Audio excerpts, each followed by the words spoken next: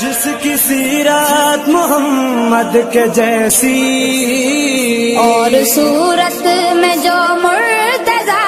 ہے، جس کو مادر ملی فاطمہ سی اور نانا ملا مصطفیٰ ہے، فاطمہ کا ہے پہلا ستارہ، سب کا جو دوسرا رہنما ہے وہ یقینا حسن مجتبی ہے، اعوذ باللہ من الشیطان اللعین الرجیم، بسم اللہ الرحمن الرحیم، الحمد للہ والصلاة والسلام علی رسول اللہ وعلی آلہ آل اللہ، واللعن الدائم علی اعدائہم اعداء اللہ من یوم عداوتہم الی یوم لقاء اللہ۔ اما بعد، سرزمین نجف اشرف و بارگاہ ملکوتی امیر المؤمنین علیہ السلام سے آپ تمام محترم سننے والوں کی خدمت میں روز ولادت باسعادت حضرت امام حسن المجتبی علیہ السلام کی مناسبت سے تبریک و تہنیت عرض کرتا ہوں۔ مومنین کرام، ہجرت کے 3 سال بعد ماہ مبارک رمضان کی 15ویں تاریخ کو گلستان عصمت و طہارت میں پہلا پھول امام حسن مجتبی علیہ السلام کی صورت میں کھلا، کہ جس کے محک سے صدیاں گزر جانے کے بعد بھی مشام ایمان و ایقان معطر ہیں۔ آپ علیہ السلام کی ولادت سے پہلے جناب ام الفضل نے ایک عجیب خواب دیکھا، جس پر وہ سخت پریشان ہو گئی کہ رسول اکرم صلی اللہ علیہ وآلہ وسلم کے جسم مطہر کا ایک ٹکڑا ان کے گود میں آ گیا ہے۔ اسی پریشانی کے عالم میں وہ بزم رسالت میں آتی ہے اور اپنا خواب اور اس خواب کے نتیجے میں جو پریشانی انہیں لاحق ہوئی تھی اس سے رسول اکرم صلی اللہ علیہ وآلہ وسلم کو آگاہ فرماتی ہے۔ رسول اکرم صلی اللہ علیہ وآلہ وسلم نے انہیں فرمایا کہ اے ام الفضل، تمہیں پریشان ہونے کی ضرورت نہیں ہے، عنقریب میری لخت جگر فاطمۃ الزہرا سلام اللہ علیہا کے گھر میں ایک بچہ پیدا ہوگا جس کی تربیت اور پرورش کا شرف تمہیں حاصل ہوگا۔ جب نام انتخاب کرنے کا وقت آیا تو آداب کو ملحوظ نظر رکھتے ہوئے جناب فاطمۃ الزہرا سلام اللہ علیہا نے امیر المؤمنین علیہ السلام سے فرمایا، یا علی، آپ اس بچے کا نام انتخاب کریں۔ امیر المؤمنین علیہ السلام رسول اکرم صلی اللہ علیہ وآلہ وسلم کے پاس آتے ہیں اور ان سے تقاضا کرتے ہیں، اور رسول اکرم صلی اللہ علیہ وآلہ وسلم وحی الہی کا انتظار کرتے ہیں۔ اتنے میں جبرائیل امین وحی الہی لے کر نازل ہوتے ہیں اور پیغام الہی پہنچاتے ہیں، فرماتے ہیں کہ اے اللہ کے رسول، امیر المؤمنین علیہ السلام سے آپ کو وہی نسبت ہے جو ہارون کو موسیٰ سے ہے، لہٰذا اس مولود کا نام آپ وہی رکھیں جو جناب ہارون کے فرزند کا ہے۔ رسول اکرم صلی اللہ علیہ وآلہ وسلم نے فرمایا کہ ان کا نام کیا تھا؟ اس وقت جناب جبریل نے عرض کیا یا رسول اللہ ان کا نام شبر تھا۔ رسول فرماتے ہیں یہ نام تو عبرانی نام ہے اور ہماری زبان عربی ہے، جس پر جبریل نے عرض کیا یا رسول اللہ اس نام کا عربی ترجمہ حسن بنتا ہے، آپ اس مولود کا نام حسن رکھیں۔ اس طرح آپ کا نام وحی الہی کے ذریعے انتخاب ہوا۔ اور بعض روایتوں میں یہ ملتا ہے کہ یہ حسن و حسین یہ دو نام ایسے ہیں کہ جس سے پہلے عرب میں یہ نام نہیں پائے جاتے تھے۔ روایت میں آیا ہے کہ الحسن والحسین اسمان من اسماء اہل الجنہ،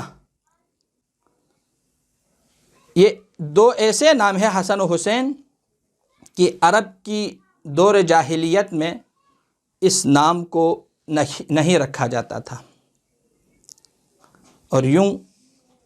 یہ نام خداوند عالم کے حکم سے امام حسن علیہ السلام کے لیے انتخاب ہوا۔ ناظرین محترم، امام حسن علیہ السلام نے اپنی زندگی کے ابتدائی 7 سال اپنے نانا رسول خدا صلی اللہ علیہ وآلہ وسلم کے زیر سایہ گزارے، اور اس 7 سال کے دوران آپ علیہ السلام نے علم رسالت کے چشمے سے آپ علیہ السلام سیراب ہوتے رہیں، اور اپنے نانا کے زیر سایہ آپ پرورش پاتے رہیں۔ رسول اکرم صلی اللہ علیہ وآلہ وسلم بھی آپ سے بہت محبت کرتے تھے اور آپ کو بہت چاہتے تھے۔ کبھی اپنے سینے پہ اٹھا کر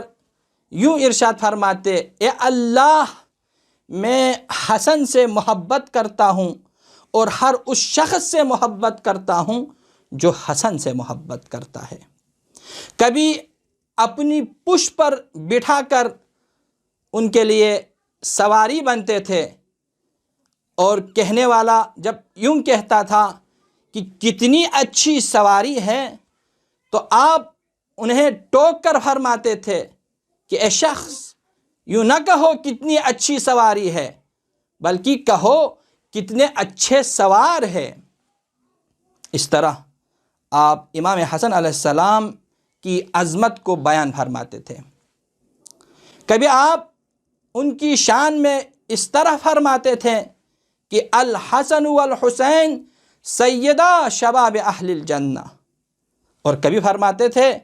الحسن والحسین امامان قاما او قعدا، اور لوگوں سے تقاضا کرتے تھے کہ اے لوگو حسن سے محبت کرو، حسن کی معرفت حاصل کرو،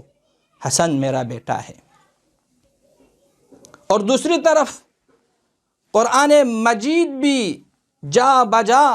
امام حسن علیہ السلام کی عظمت کا قصیدہ پڑھتا ہوا نظر آتا ہے۔ کبھی ارشاد ہوتا ہے انما یرید اللہ لیذہب عنکم الرجس اہل البیت ویطہرکم تطہیرا کہہ کر امام حسن علیہ السلام کی طہارت کا قصیدہ پڑھتا ہے۔ کبھی وَيُدْعِمُونَ الطَّعَامَ عَلَى حُبِّهِ مِسْكِينًا وَيَتِيمًا وَأَسِيرًا کہہ کر امام حسن علیہ السلام کے کرم اور سخاوت کا قصیدہ پڑھتا ہے، تو کبھی قرآن مجید میں امام حسن علیہ السلام کی صداقت کا قصیدہ پڑھتا ہوا فرماتا ہے کہ